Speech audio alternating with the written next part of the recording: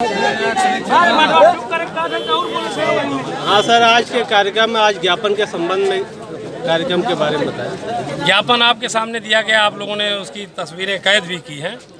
हमारी पार्टी ने महामहिम राष्ट्रपति महोदय को संबोधित करके ज्ञापन दिया है, जिसमें प्रदेश में बिगड़ती कानून व्यवस्था, संगठित भ्रष्टाचार, संगठित अपराध, गन्ना किसानों के यंत्रों पे जीएसटी, गन्ना किसानों का 15,000 करोड़ रुपए से ज़्यादा बकाया, आपके जनपद में आपके चीनी मिल जो सठियाओं में उसका 78,000 करोड़ रुपया बकाया, 78 करोड़ रुपया बकाया।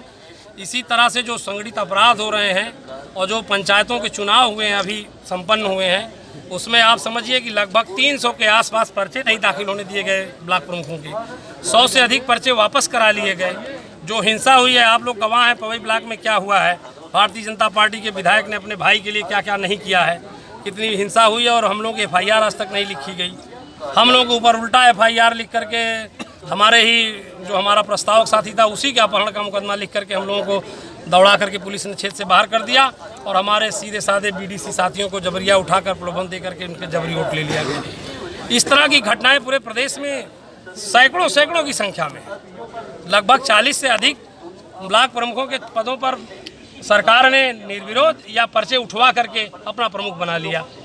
तो जो इस तरह की घटनाएं हो रही हैं, जो जिला पंचायतों में 65 के 65 लोगों को फर्जी तरीके से बना लिया अपना जिला पंचायत अध्यक्ष, तो इन घटनाओं से को सुधारने के लिए, इन घटनाओं पर रोक लगाने के लिए, जहां हमारे लोगों के पर्चे नहीं दाखिल हो पाए हैं, वहाँ पे फिर से वोट देने के लिए, पर्चे दाखिल करने के लिए, इन सभी बहुत सी मांगों को लेकर, यहाँ तक कि आप सभी पत्रकार साथियों पर जो देशव्यापी और प्रदेशव्यापी हमले हो रहे हैं, उन हमलों का भी हमारे मांगों में नाम है। उन हमलों को भी हमने राष्ट्रपति तक पहुंचाने का प्रयास किया इस ज्ञापन के माध्यम से, कि जो पत्रकारों पर हमले हो रहे हैं उस पर तत्काल रोक लगाई जाए। इस तरह से हमारा 15-17 सूत्री कार्यक्रम मांगे हैं, वो दिया गया ज्ञापन आपको हमारे साथी उपलब्ध करा देंगे। और कोई दूसरा सवाल हो तो आप बताएं। सर, पवई में यहाँ आपके दो पार्टी में दो फाट लग रही है, समाजवादी पार्टी में। इससे पहले यहाँ पे सांसद रमाकांत यादव शामिल हुए हैं, उन्हीं के लड़के ब्लॉक प्रमुखी का चुनाव लड़ रहे हैं जी, और उन्हीं के लड़के एक भाजपा से विधायक भी है, जिन्होंने आपके समाजवादी पार्टी के प्रत्याशी के ऊपर हमला किया, तो उस पर क्या कहना है आपका? देखिए, रमाकांत जी जरूर हमारे दल में शामिल हुए हैं, उस पर बहुत विस्तार का कोई हमारे समझ में विषय नहीं आता, क्योंकि हमारी पार्टी ने उनकी बहू को फूलपुर का प्रत्याशी बनाया था, जो निर्विरोध चुनी गई है।